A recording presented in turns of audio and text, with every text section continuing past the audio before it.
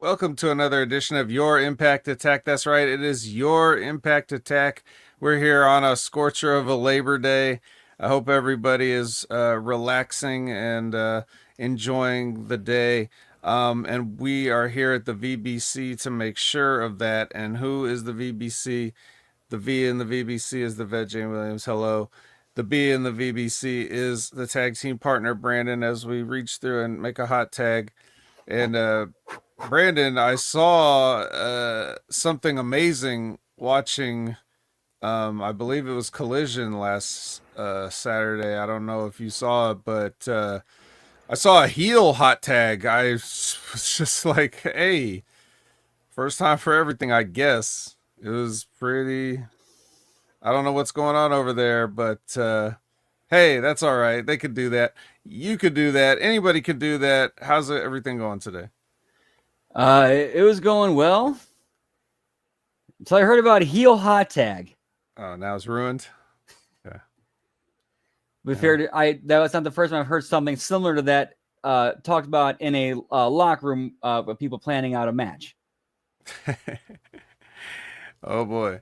Yeah, it's let me tell you.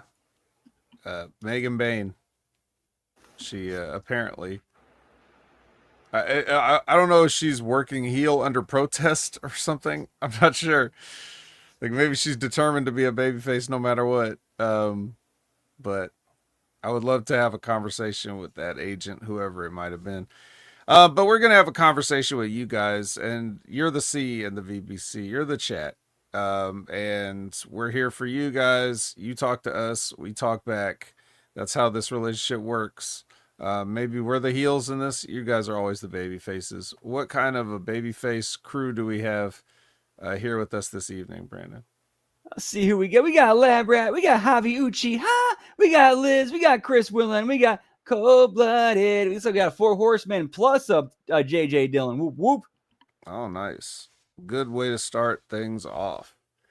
Um, usually we start off with discussing any sort of pertinent news items or any happenings or anything like that. I'll be honest with you, since looking through the stuff today, and there was already, the Monday locker room was barely an hour. There really isn't that much that's new and noteworthy that's happened in you know the hours since that, and certainly even during the weekend. It was kind of a little bit slow. I mean, there's only one thing anybody really wants to talk about, and we talked about that last week, and I don't really have anything else to say. But I don't know. Maybe that's just me. Have you seen anything come across the desk, or you seen anything that seems like deserves our attention? I think the only thing that might have come across since the last Impact Attack was the Vince McMahon 80th birthday party, and who was there and who wasn't. Oh yes, yes. Also, damn, I remember hearing something else about Vince McMahon too. Oh, yes, I remember. We could talk about the birthday party if you want. I don't care, but you could talk about anything you want. But I heard that I heard a news report that um, something to the effect of like he wants his that what was it, a hit and run or whatever he was Oh following the accident. yeah, Like he he wants wants that thrown out or whatever, or like I bet you do want that thrown out and dismissed. Is this guy fucking serious? It's the same thing he said about the Chanel Grant case. Like what? I, I understand that you don't want to pay for your crimes. Like we all know that. It does not. I even for Vince McMahon, like you, at age 80 now, to say that this man is ridiculous. Like what a ridiculous existence. Like I can't even believe what I'm hearing. It's like this whole world is a rib. What? Everybody wants all their crimes thrown out. Nobody wants to go to court. Nobody wants to do anything. Fuck you. You hit somebody. What do you mean? Oh, I've just got so much going on. Fuck you. Remember that one Dane Cook joke? Whenever you get into a car accident, no matter whose fault it is, the other person acts like it's their fault.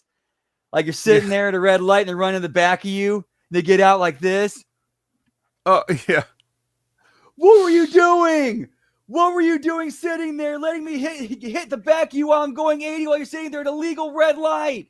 What were you thinking? Yes. Yes, I do remember that. And it came true. Yeah, I'm sure at that moment he acted like he was inconvenienced by the whole thing. And he probably did say, "Who's going to pay for my damage?"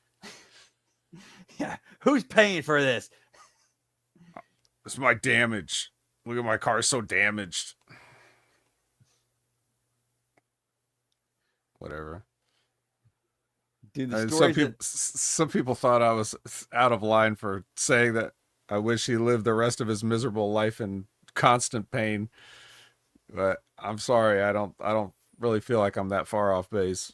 Dude, that's just a dude who doesn't give a fuck about other. Well, I can't really say that because it's more of a select few of who's like, okay, these are the people I look out for and don't fuck up. Everybody else can go fuck themselves.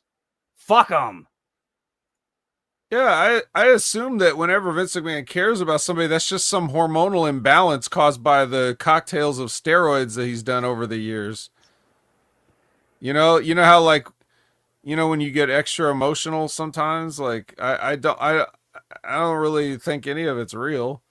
Ultimately, he's always going to come down to you know his core self. But so that's funny. But anyway, he had a birthday, uh, and people showed up.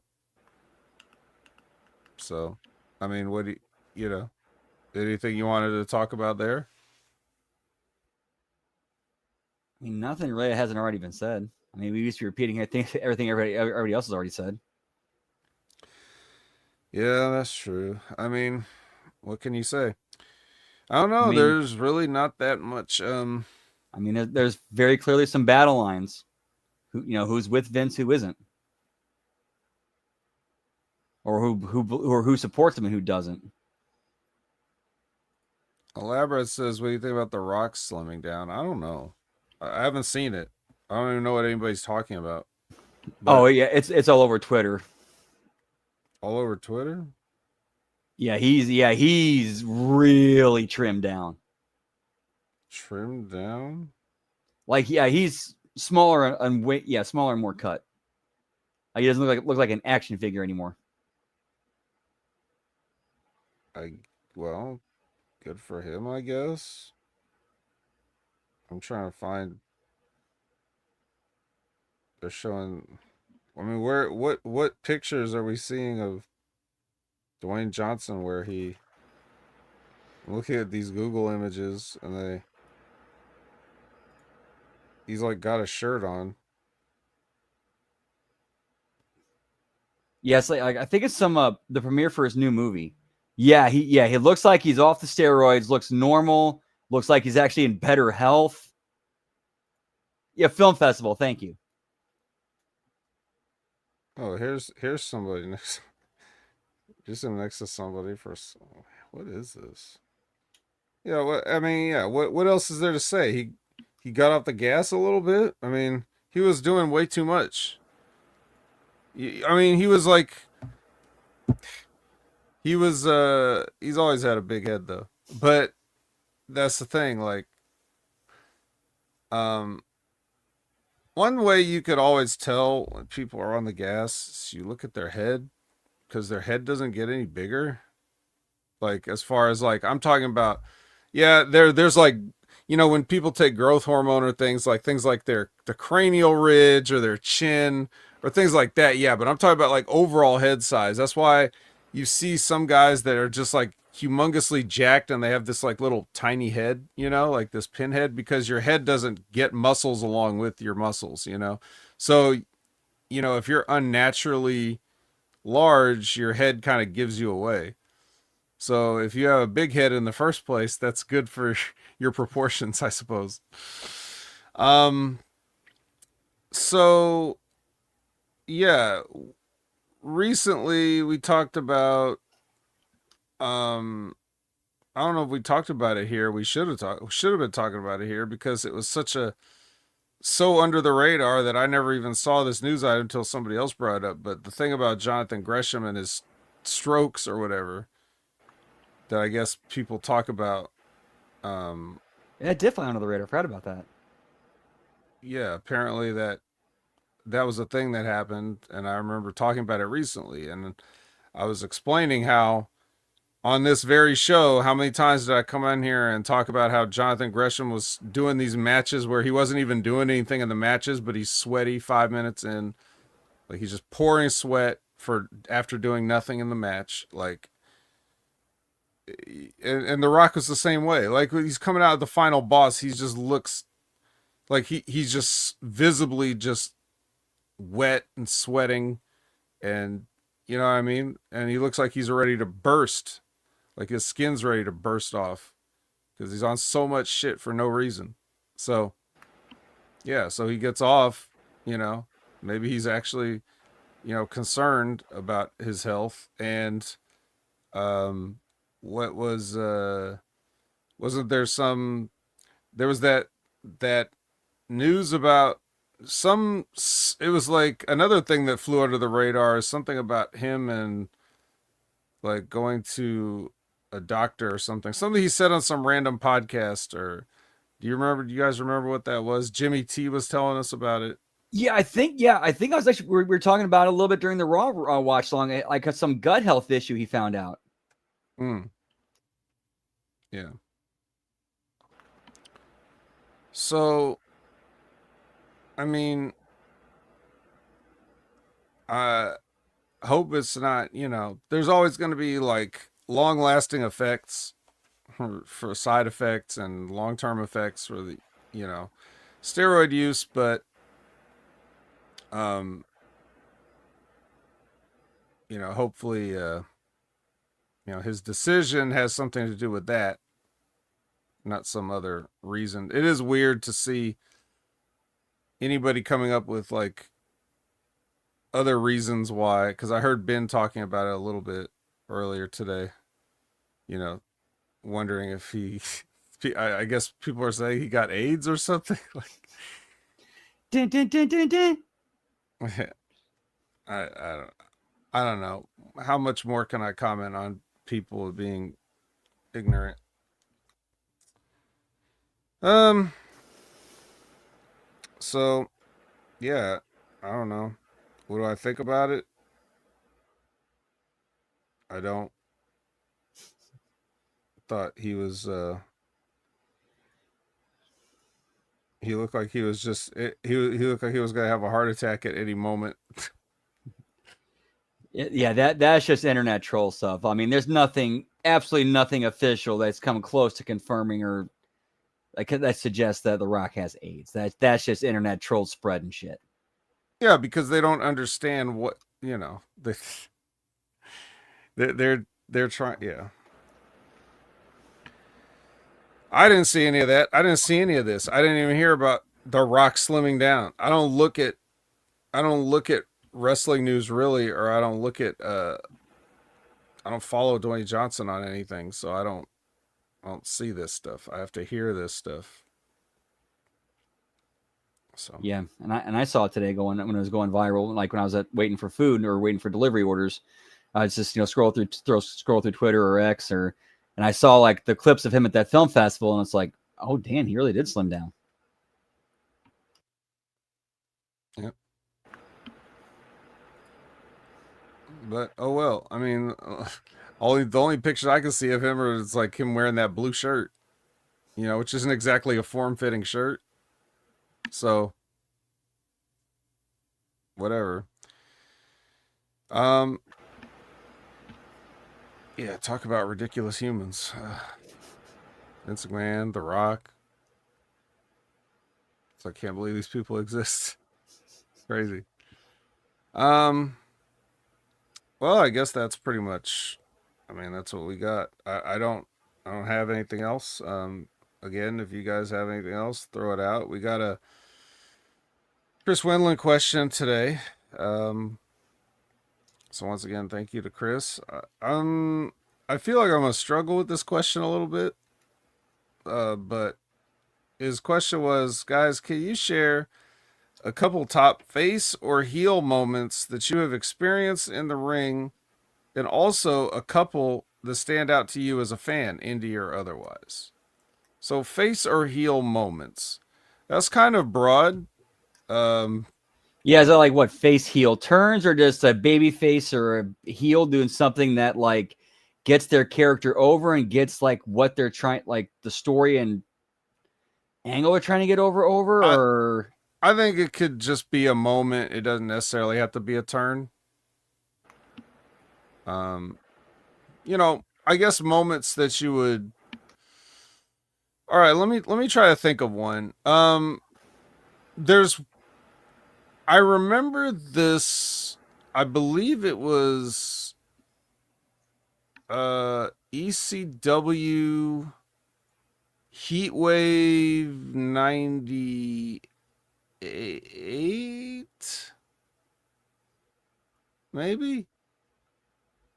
But the Dudley Boys came out and cut a promo. was that the one that talking about teaching daughter to suck dick better than you? Yes. Yes.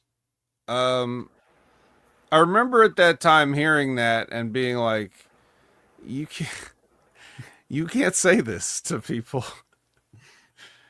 Yeah, the old school ECW Dudley Boys were heels. Right. And again, you're also a heels in front of like a perpetually smart crowd.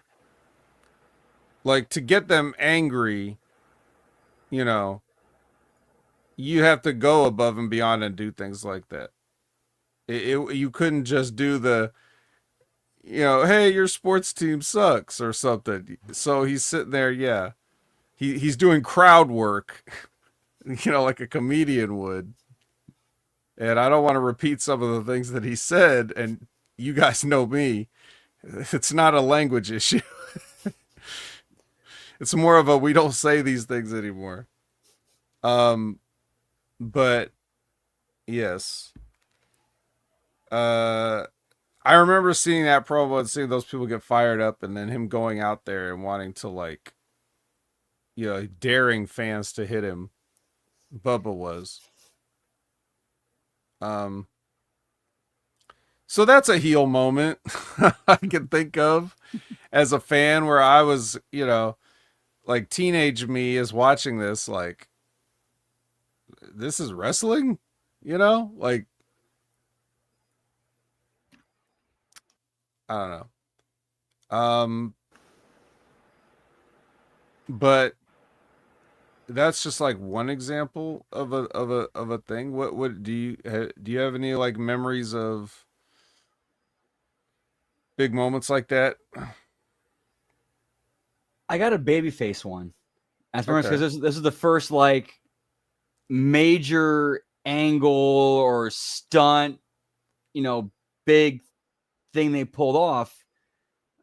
This is during during 2000. Remember the angle they did where going to Backlash 2000, where Linda put Stone Cold in The Rock's corner, and they're doing a whole thing, and they did in the SmackDown that was the Go Home SmackDown for that. They did a thing where Triple H and Shane were hunting, and Vince were hunting Stone Cold down through the building because they thought he was there, but they kept running into like they'd open a door, there'd be a cardboard cutout of Stone Cold there, or they'd hear him behind the door, and it's just a recorder playing, like a stereo playing a tape recording of him.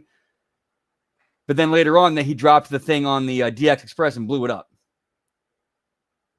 I remember yes, I remember him blowing up the bus. I don't remember anything else about it. Yeah, that was like the first like babyface thing I saw. Was that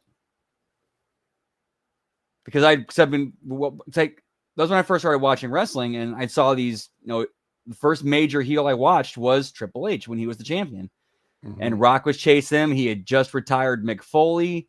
So he was like, so I was like, as you know, a young fan, I'm like, fuck this dude. I want to see him get his.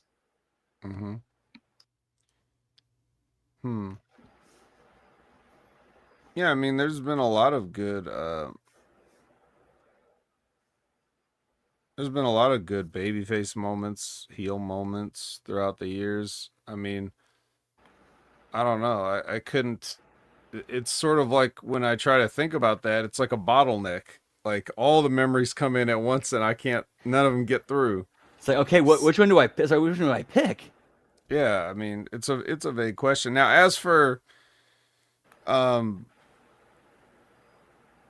as for in the ring, like ourselves, I don't. I don't really. I don't really. I'm not really thinking of any like right now. Nothing that stood out to me as something that I was a part of. It was my dynamic, and Charles remember this. My dynamic as the Army of Two tag team was that they hated me and they loved my partner. So we were heels, but I always made sure to like steer things in that direction as for, you know, the eventual time if there was ever going to be like a split that okay, I can see what's happening here, like you know, they really like my partner, so I'm going to make sure that I take all the falls. I get all the heat, like as far as like not that he doesn't get no heat, but I'm just saying like it's going to look like I'm just going to absorb that and go with that.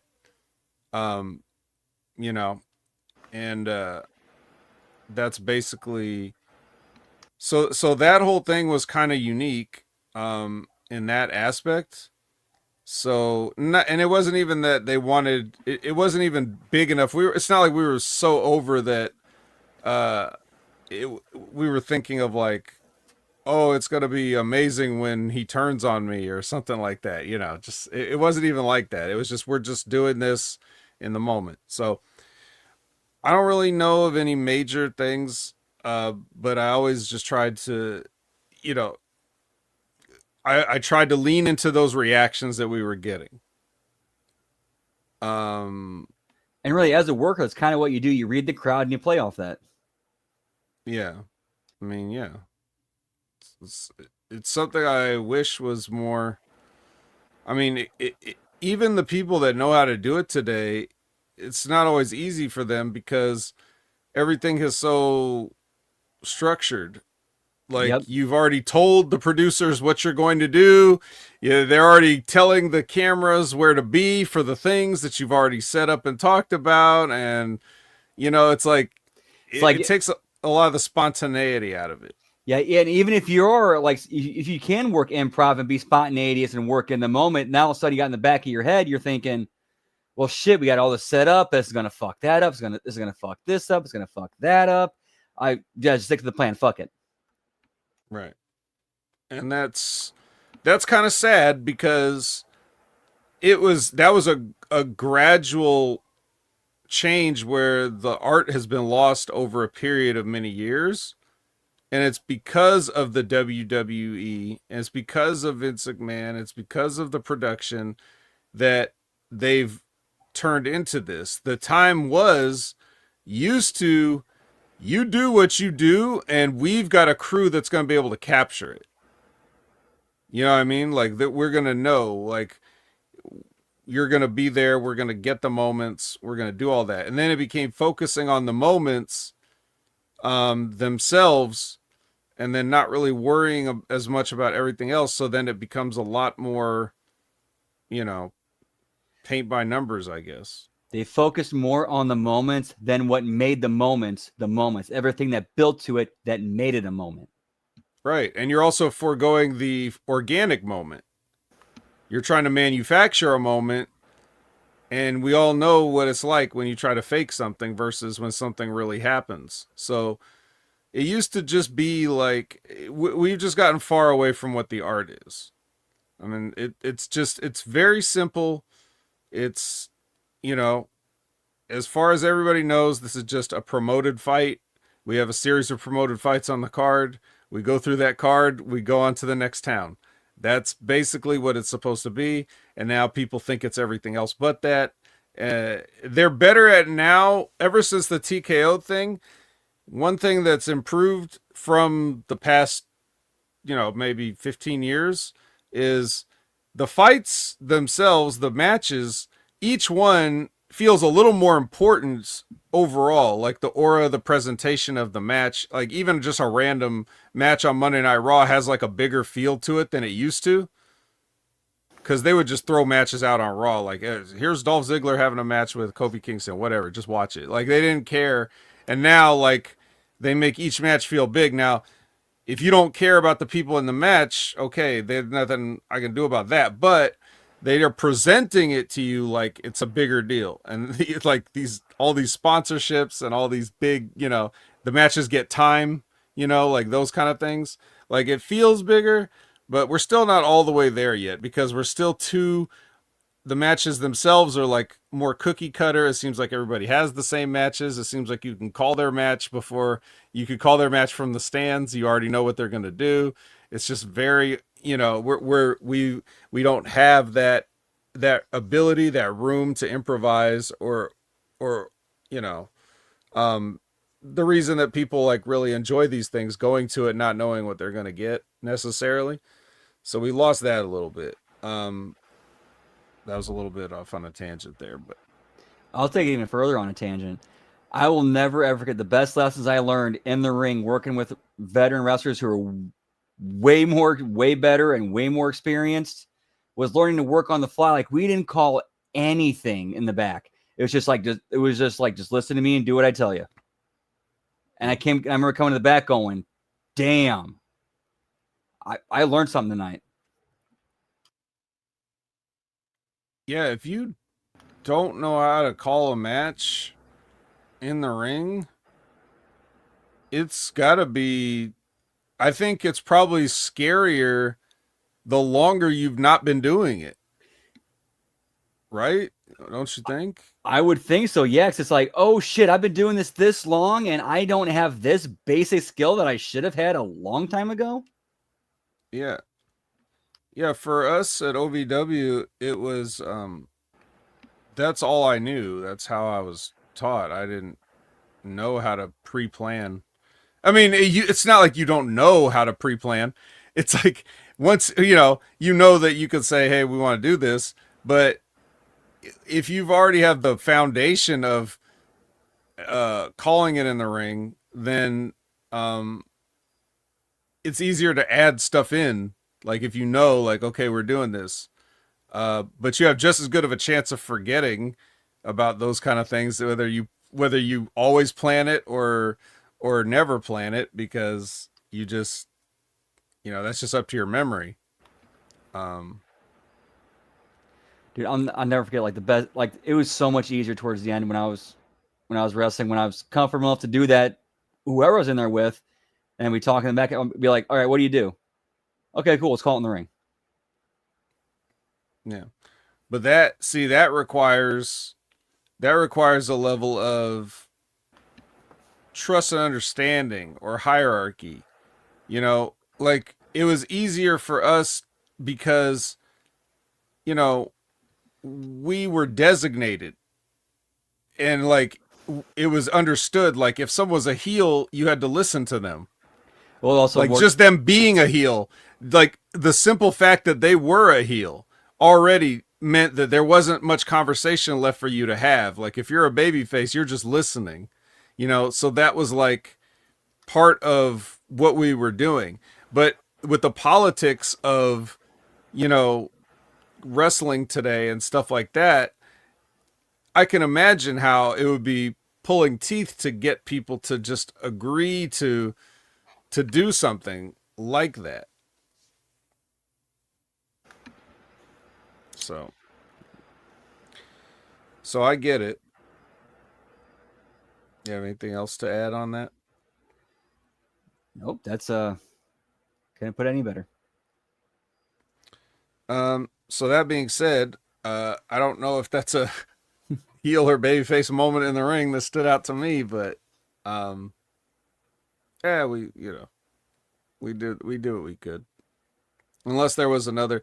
Do you remember any specific like good heel moments or babyface moments in any of your matches or anything that happened like that? I know you've talked about some stuff in the past that might be able to qualify for that.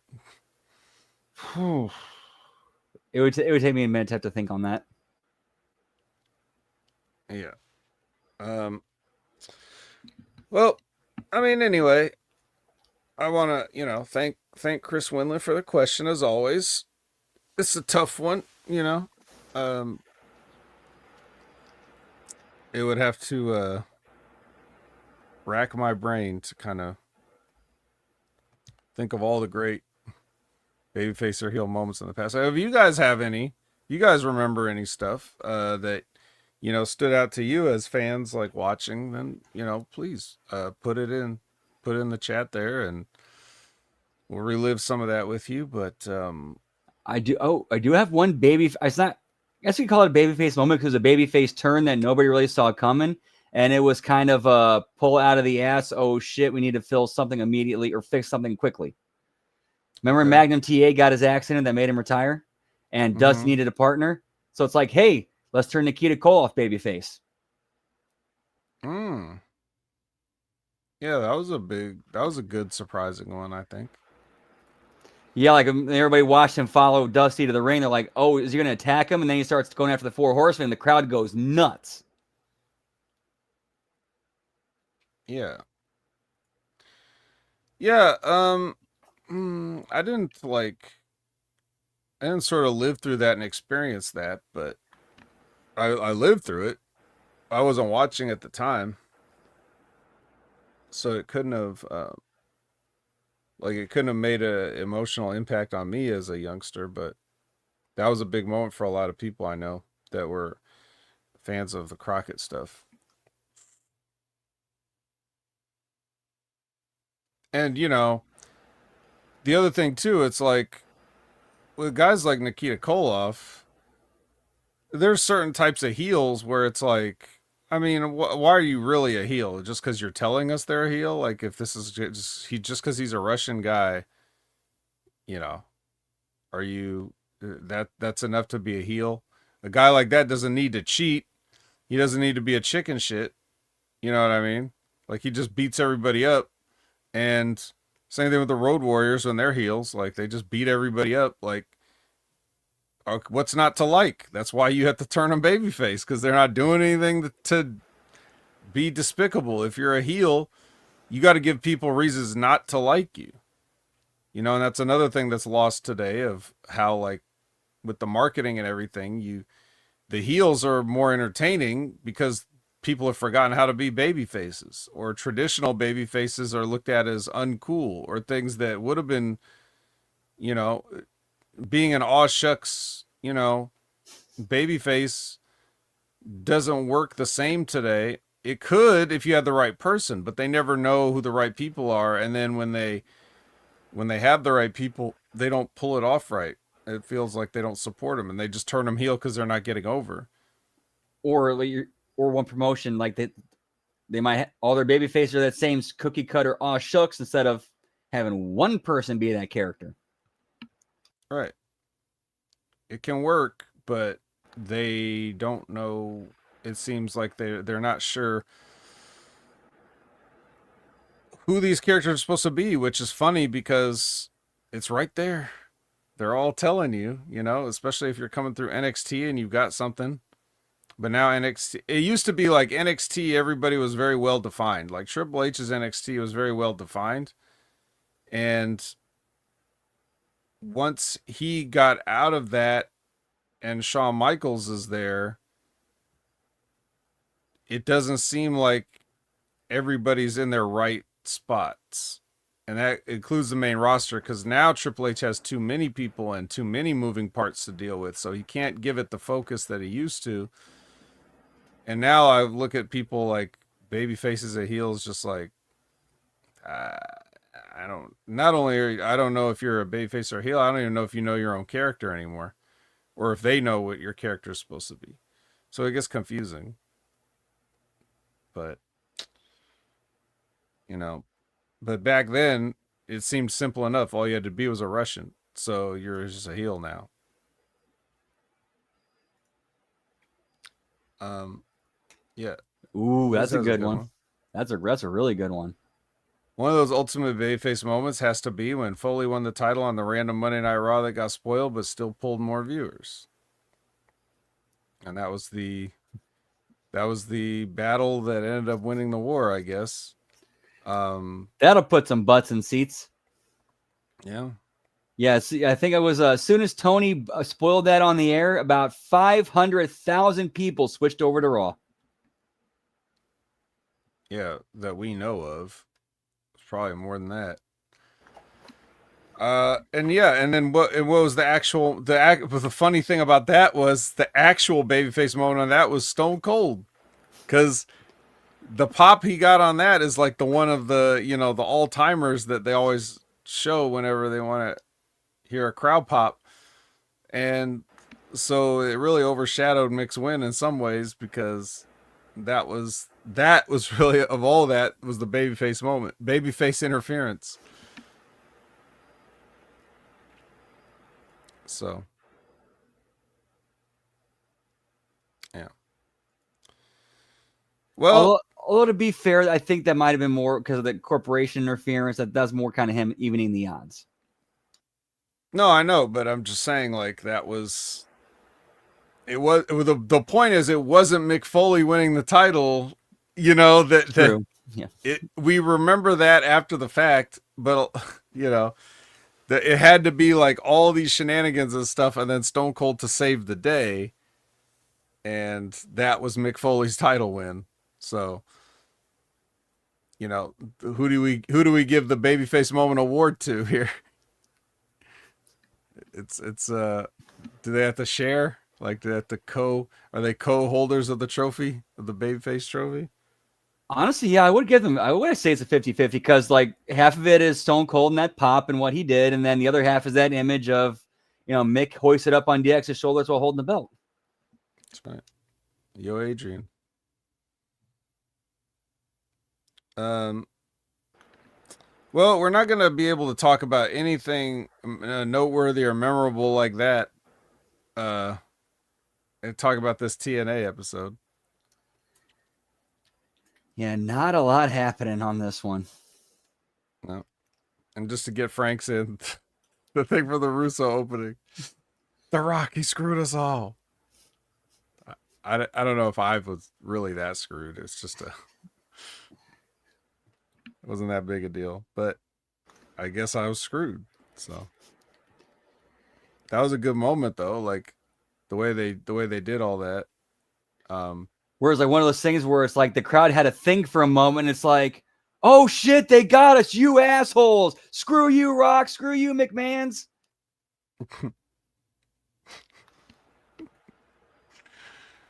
Yeah. Like I said, we're not getting any of that here on this TNA episode. Let's do our best though. All right, we're gonna start out with a catch-up packet. Just in case you haven't been watching, which of course you haven't. Why would you? And we're gonna start off with a tag team match play. It's Bert and Mike versus Trick and AJ. It's a boy. It's a match we were promised from last week. They told us that this would happen, and it did. Any thoughts on the match? I mean, not really, nah. It's a match. It was a match. It was fine. So Santana ducks a trick shot from Trick Williams and gives him a schoolboy. 1, 2, 3. And then afterwards, there's more fighting. They saved the fighting till after the match was over. But TNA holds the line. and AJ and Trick are left to, be defeated on the outside. So there you go. And then that's going to lead into something later, spoiler alert, but it's kind of funny. It's kind of funny what that ends up leading to with the timing and everything. Yeah, you'd think that Trick and his lawyer would know how to read a calendar. Yes, the lawyer. Oh boy. All right, let's before we get to that terrible guy, let's talk about another terrible promo. We got Cedric Alexander with Leon Slater. There with Gia, no music underneath. Leon's a little conflicted about his, match against the Hardys, but he does like the idea of being a tag team champion, so I guess he's starting to feel it a little bit.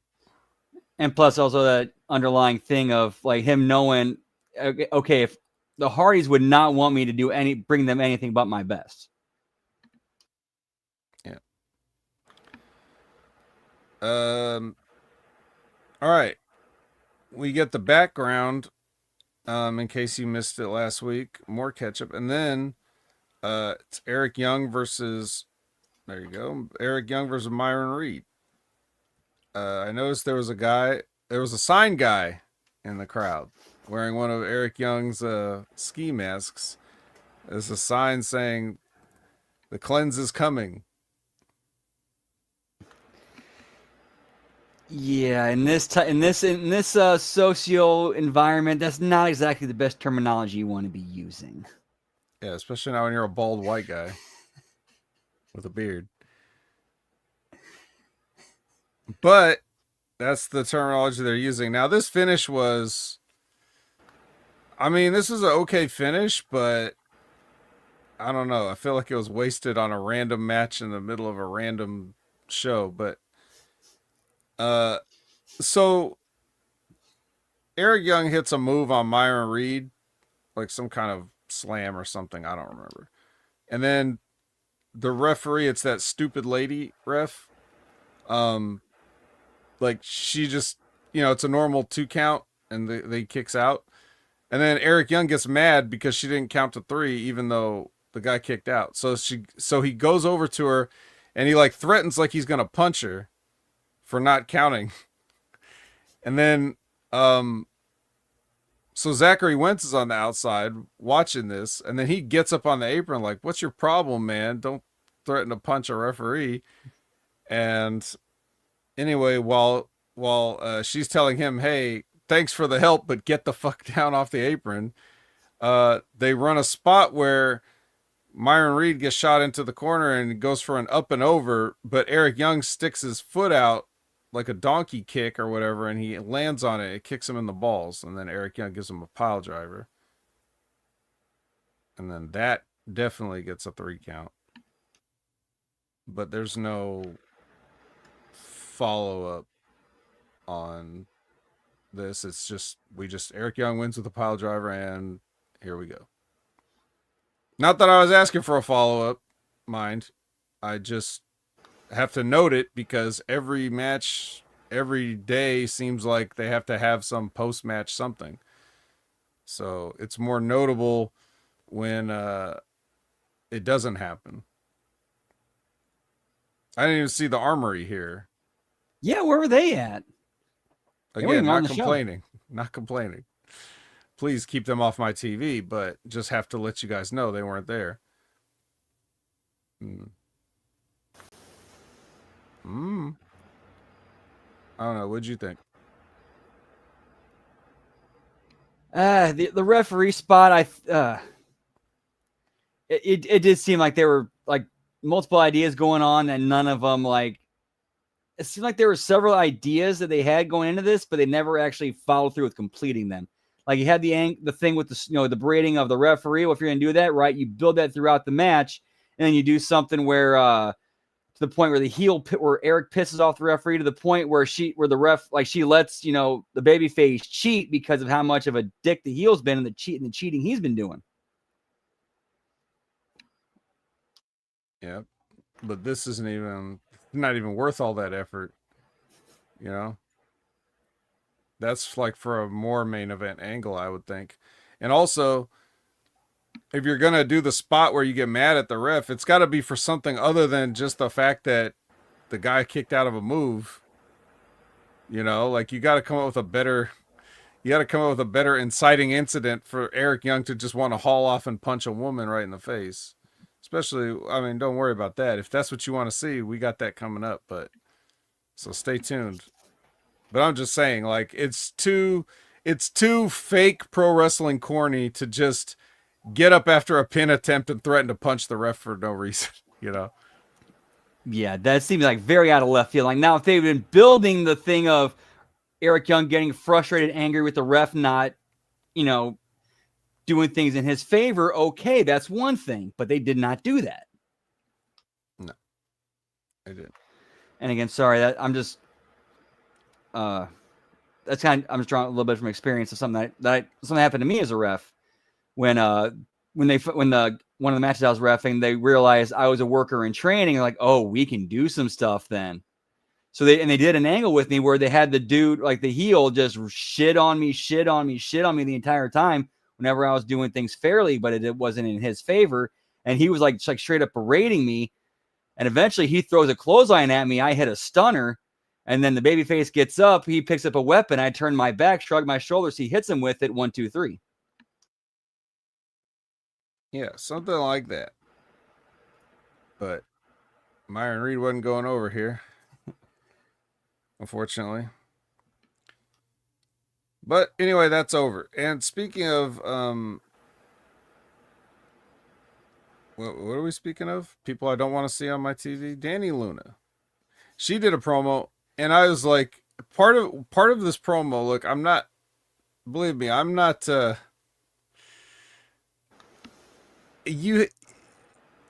Everybody. How do I want to encapsulate this?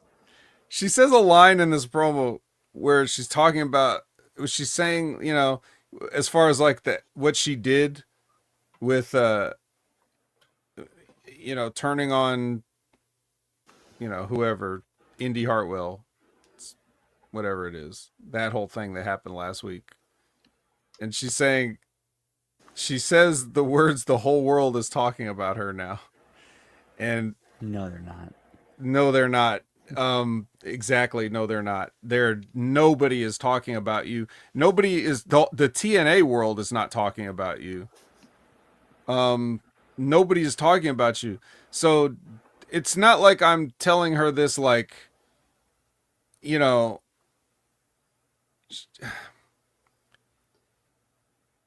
can't, I know this was just a promo, but you can't say things like that to make yourself look bad. Even as a heel, this isn't something good to say. It's just not, you could even just say something like, are you talking about me now? Are you watching me now? Or something like that. But don't say something like the whole world, because you just sound stupid then. You don't want to do that. You can't put yourself in those positions. Even if someone else told you to say that, just don't say it. Say something else and then apologize later. Yeah, this should be like a go-to rule when it comes to wrestling promos. Avoid hyperbole. Right. Unless, right? Like, right. Unless. Yeah. 9 out of 10 rule, unless you know where the story's going and then it makes sense when you get to that point. Right. There is a time and place for hyperbole. There definitely is, but this ain't it. I'm just saying. We have talked more about Danny Luna's promo here than anybody's ever talked about her ever. So, hey, just a reminder, Xia Brookside's in the WWE Speed Championship Tournament over on NXT, so be sure to tune in to NXT, see Xia Brookside. The Elephants brand are going to have a big party next week as they discuss this in the hallway. And I was looking at them discussing this in the hallway about how Ash is saying she wants a big party. You can grab a hold on a pro. So, um, I was noticing in the hallway how brightly lit the hallway was, and I was thinking, like, wow, is this that WWE influence of like, have we finally turned off the lights here? Hashtag turn off the lights here at TNA. But no, later on they were all over the place. So I was like, ah, shit. Okay, well, Rib on you, maybe one pal. day. Maybe one day. Maybe one day. And no, lab rat, the elephant brand is not endorsed by Gary. It's the same thing. Like Gary doesn't like to be made to look bad as an elephant by having these people talk about him. So, uh, fatal influence versus inspiration. All I can say is the right team won. That's all I can say. Yeah, at the very least, from a booking and writing perspective, yes, the correct team went over. Yeah, I mean the match was fine. But uh, what can you say? It's just like we were talking about earlier about like every match you already know. You kind of see they're just gonna do the same stuff that everybody does. Now the difference here was the inspiration gets their character stuff in during the match, but it's not going to be the match itself, like moves wise, it's not going to be revelatory. It's just your standard match, but it's got the inspiration doing their poses and their funny stuff. It's less funny as baby faces because they're supposed to be competent, whereas one of their strong suits in as a team was as heels that they're like bumbling slightly. So that works in their favor. But um, but yeah. Gimmick injury report. Everyone's favorite time of the show. Indy Hartwell. The whole world is talking about this, but she had bruises from that, and she's cleared. Don't worry. She's cleared of her bruises. Uh, I'm sorry, that's the dumbest thing. Injury, bruises, cleared. Like, come on. wait, it's not the dumbest. Wait, there is one. There is one level dumber, but we're not there yet. JDC has a head injury. He's gonna be out. Okay, normal. Okay, but in the main event, so we got the Hardys, we got Leon, we got Cedric, right? No injuries for anybody. We're all cleared. That's What if there's nothing? Yeah, that's just reporting something for the sake of reporting it. That's not news. that is a level dumber, wouldn't you say? Yep, I gotta give you that is a level Nothing dumber. is a little bit better than bruises. Like as far as oh god. Well, Bioflex is happy anyway. Trick Williams is on his phone with his lawyer. He needs him to be here now. So we'll see if he can make it. Ryan Ziegler comes out. He's got a match, I guess. Or he's dressed for a match, even though he doesn't seem like he knows that a match is about to happen. And here's how I'll explain that. So he comes out in full gear, ready for a match, to let you know that his big brother is gonna be back in 1 week. And then, do you want to know something? Here comes Lish. Here comes Fat Eddie. She comes down. She talks about the system having a, change of heart or whatever she said, and that he's got a match right now, and he's like, well, I don't normally wrestle women, but I'll do it. And then she's like, not with me, with him. So then Fat Eddie nails him, and then the match starts. But I mean, he was fully ready to have a match, even though he just thought he was coming out to tell. So I for this, I would have just, if I was him, I would have just stayed in street clothes then. This should have been like, yeah, him in street clothes. Eddie just drops him, surprise. Boston Knee Party 1, 2, 3. Right. No, instead they had a short match. Yeah, I don't know. That's what I'm saying. Like these kind of things. I mean, even what we just laid out, that's still like a cliched, like tired, old, like But at least it makes sense. right. It's like so now you had the cliched thing, but you had the little aspects of it that didn't make sense. Is it better to? It's better to just have a cliche that makes total sense than to have a boring cliche that doesn't make sense. Um, he does hit the Boston Knee Party though, so with all that weight behind it, it's deadly. Hey, remember Indy Hartwell? She had bruises. She's with Gia and no music underneath. Santino comes over and says that, hey, it's not a fair. What happened? So anyway, he's gonna let her have a match with Jody Threat, who did win the gauntlet, so that they can sort out their number one contendership. And then Danny Luna comes in and says the whole world is talking about her and that she's and that she's not, she wants to, whatever. Indy just says add her to the match too. Whatever, who cares? Just add her in. Did she get bruises from building cabinets? Possibly.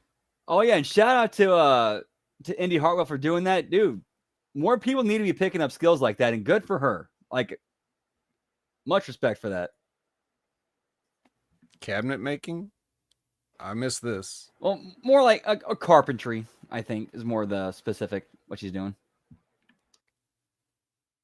She's trying to build a skill so that when she gets released again, she has a career to fall back on. A trade.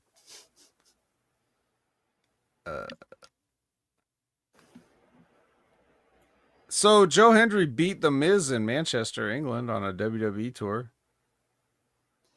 Yeah, it's not like he's immediately going over there as soon as his contract's up. Shouldn't he have done a clean job to The Miz? I mean, I believe that was the creative that was offered. They probably should have went with that, right? Yeah. But whatever he did in Manchester doesn't count for anything here, because when we come back and see Eric Young, he's talking over somebody, and apparently he has cleansed Joe Hendry. Yeah, bad. Yeah, again, bad terminology. Like really bad terminology. Well, it's okay because Joe Hendry's white, so it's okay. Yeah, he was like, he had these like the big production cables wrapped around his neck, laying on the ground. Oh yeah, that's right. Yeah, and it looked like they weren't really around his neck. They was kind of like there, like. Yeah.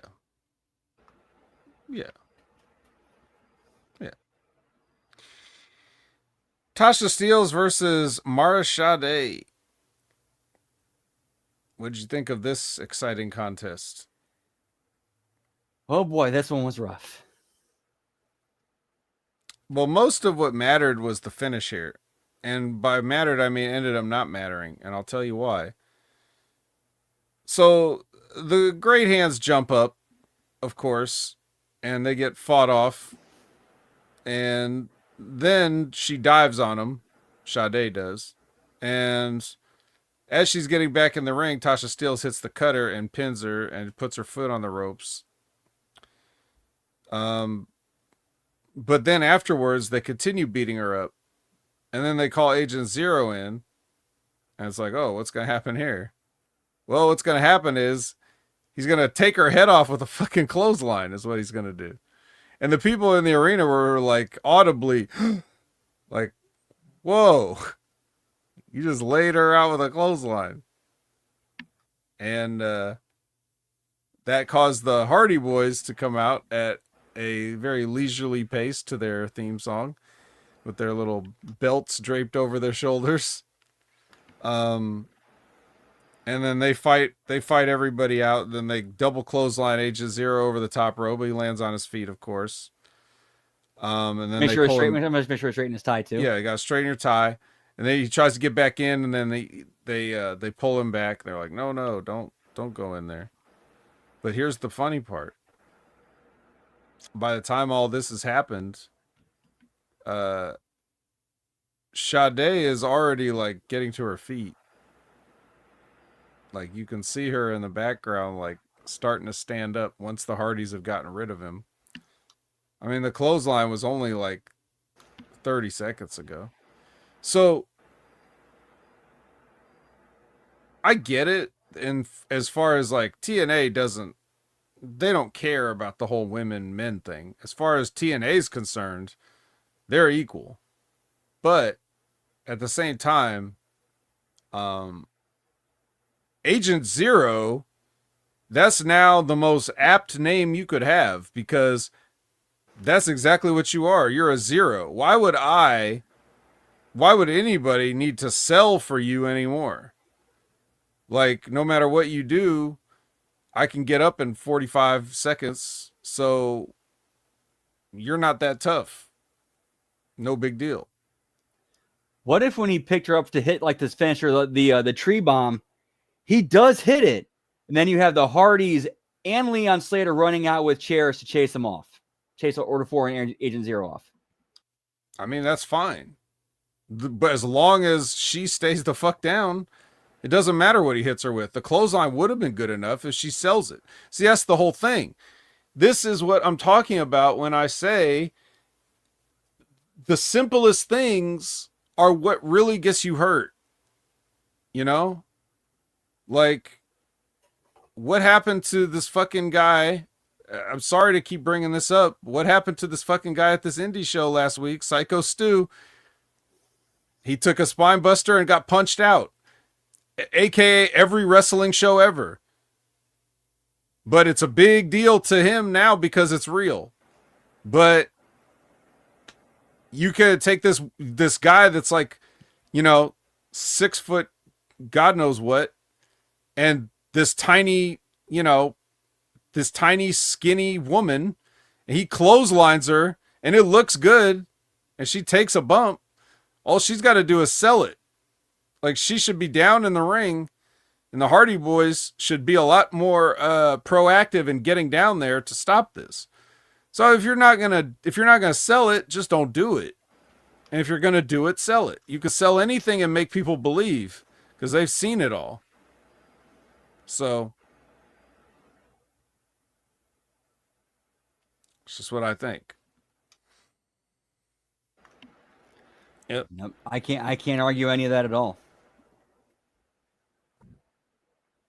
I don't know. And like I said, so now if I'm any wrestler on this roster, I'm like, well, why should I sell his shit? Mara Sade didn't sell it. Why should I sell it? Why am I going to lose to this guy? Like, yeah, that's the kind of stuff you have to think about. Him bumping, you're exactly right. Whatever bump that he gave her, it should have been sold as something big and like, hey, we need help. We need to carry her to the back. Yeah. She's fine.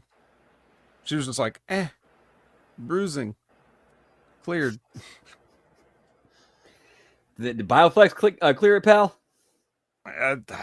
We'll have to find out next week. I guarantee you she's going to be on that. She's got to be on it. And she's going to be cleared too. All right. But yeah, society reviews, you gotta stay away longer. We might lose more people. We might eventually get TNA shut down, but now that's too much to hope for. Well, anyway, at least the Hardys were I think the Hardys only came out because their match was next. I don't think they cared. They probably didn't like her painting either. They were just being nice last week. So it's just because their match is next. So it's the Hardys versus Leon and Cedric. What am I going to say about this? I mean, 'twas what it was. Yeah, you got to work around the Hardys now. I don't really care for Cedric Alexander, as I pointed out. Slater's got some potential, but he's just sort of like treading water because TNA's got nothing for him. They got the big title switch and nobody of interest to be a contender. And to be fair, at least Cedric's trying. At least he's trying. He's trying, but like, where are we gonna go with this angle? Because they already had the match. Very true. Unless like he stabs. The only way this could go the only direction to go is Cedric turns heel, stabs Leon in the back, and turns into a blood feud. A blood feud with Flippy, guys. That's exactly what we need. And that's exactly what we also need. Another turn. We need another turn in wrestling, right? We just gotta have it.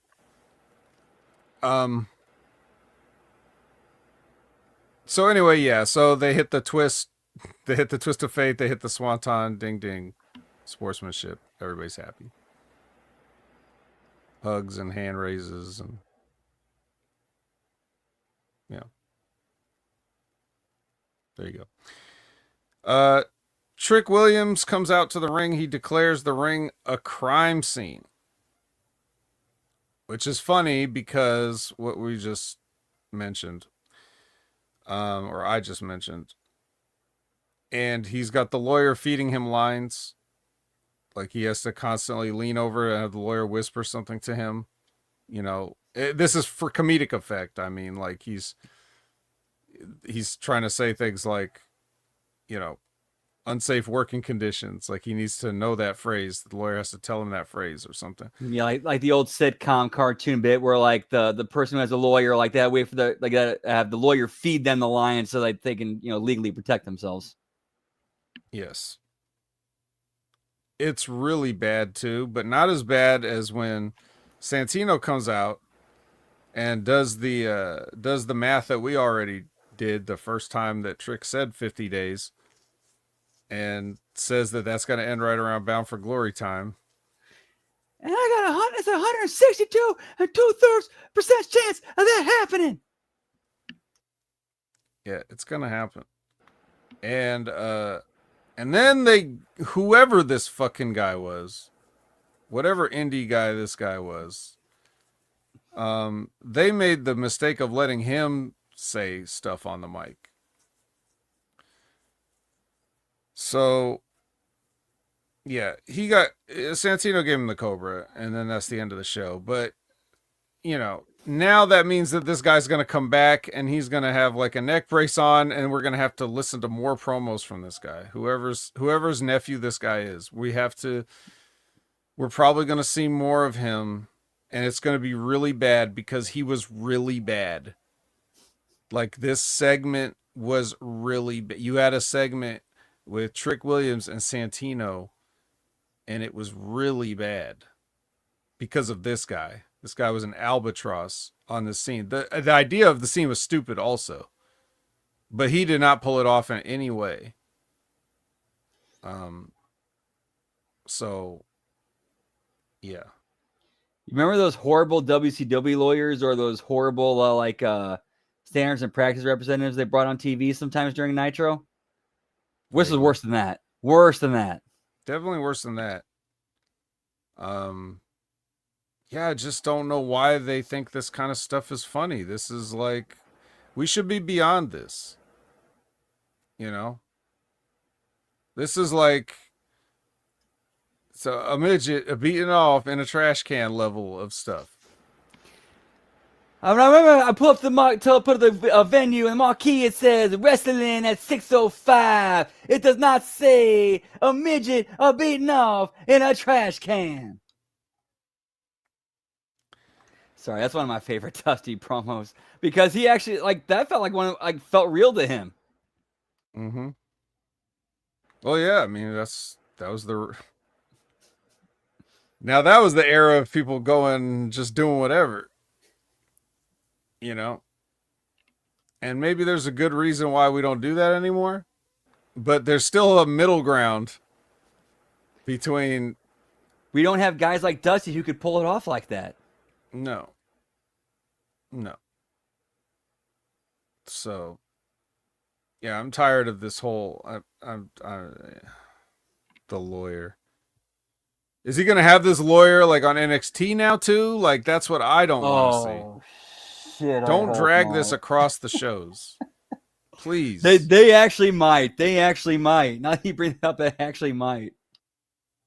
Yeah, like the first thing I would do on NXT is have Trick say like, yeah, I'm seeking different counsel. I can't be having no weak ass lawyer that's gonna get hit with a cobra, or something like that. He's got to drop this lawyer so that we don't ever have to see him again. Yep, and that's when you bring in Robert Stone for that.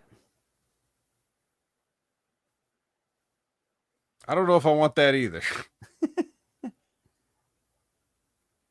Well, whatever. Look, the point is we made it through. We made it through the episode, and now it's time to say goodbye. So, not one of my favorites here. They didn't really give me much to chew on. I don't know how you felt about it overall, but no moose, right? Yeah, that was my biggest. What the fuck? Where's the moose? Where's the moose? Where's the moose? There's no moose. There's no, Joe Hendry was just laid out in cables. Cleansed, just we had to see Danny Luna twice. Got this lawyer bullshit thing. This is just terrible. This is terrible. What are you guys doing over there? Y'all be ashamed of yourselves. Well, luckily that's at the end of these tapings. Next, this Thursday is a live show, and then they got the rest of the tape. I think the tape is going into Victory Road, and then taping is going into Bound for Glory.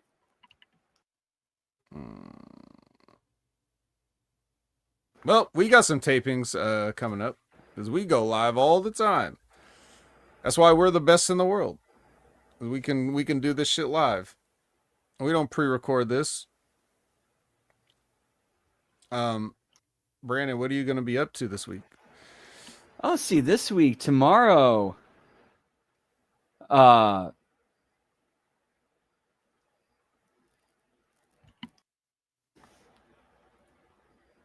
Actually, hang on one sec. We'll discuss that later. Tomorrow we got the NXT Late Start Watch Along that starts as soon as the A show is over. Wednesday we got the AEW Dynamite Watch Along and Belt Count. Thursday we got the Impact Watch Along and Belt Count. Friday we got the SmackDown Watch Along and Belt Count. And then Saturday, HMG After Dark. Not quite sure what we're going to do for that. And then Sunday, HMG After Dark. Not quite sure. But once this is over, we're going to do the Raw Watch Along, finish that up. And then when that's done, we're going to do a quick, not sure how long we're going to go on Twitch, but we'll be picking up back up on Parasite Eve 2. Been having such a blast playing that. And it's been fun. Yeah, twitch.tv/LG Brandon whoop whoop once the Raw watch along is over. Hope to see you guys there. Much love. Yeet yeet. All right. Raw was actually done in the morning or like the early afternoon today because of their time zone differences, but we'll get that replay watch along finished for you. As for me, we can definitely find me on @OpinionHaver on all your favorite social media platforms. You could find me here at HMG on the Next Level Wrestling Review every Wednesday at 8 a.m. Pacific, 11 a.m. Eastern with Big Ray Hernandez. We'll see if Trick still has a lawyer. You can see me on The Wreckage every Sunday at 8 a.m. Pacific, 11 a.m. Eastern with Jimmy T. I'm sure they're going to need a lot of lawyers over there as well. You got the Wrestling with Rip Rogers on Friday. You got Stevie Richards show on Friday, and you got to keep an episode. You got to keep an eye out for bonus episodes of Stevie Richards show now, because sometimes they feel like doing pay-per-view reviews or PLE reviews or whatever you want to call it. So they're not going to do Clash in Paris, so don't look for that. But other than that, yes. And then you've got, of course, Limpin' Ain't Easy with Timmy Baltimore. He definitely he had Victor from the Ascension on there, and a couple of my friends just talking, and it was very entertaining and fun to listen to. And I also believe you could pick up JTG's new book, Damn, Why Do I Want to Be a Pro Wrestler, which is available now. So just look for that, Google that. Might still be on sale. It's supposed to be on sale through Labor Day. So check out and see. This could be your last chance to get the sale. But I believe that just about takes care of everything. In case there's anything I forgot. Nope. I think that's it. So get ready to come back to the Raw watch along shortly. Keep your YouTube tuned in right here. And for Brandon, I'm the vet, and I don't have a sign off line.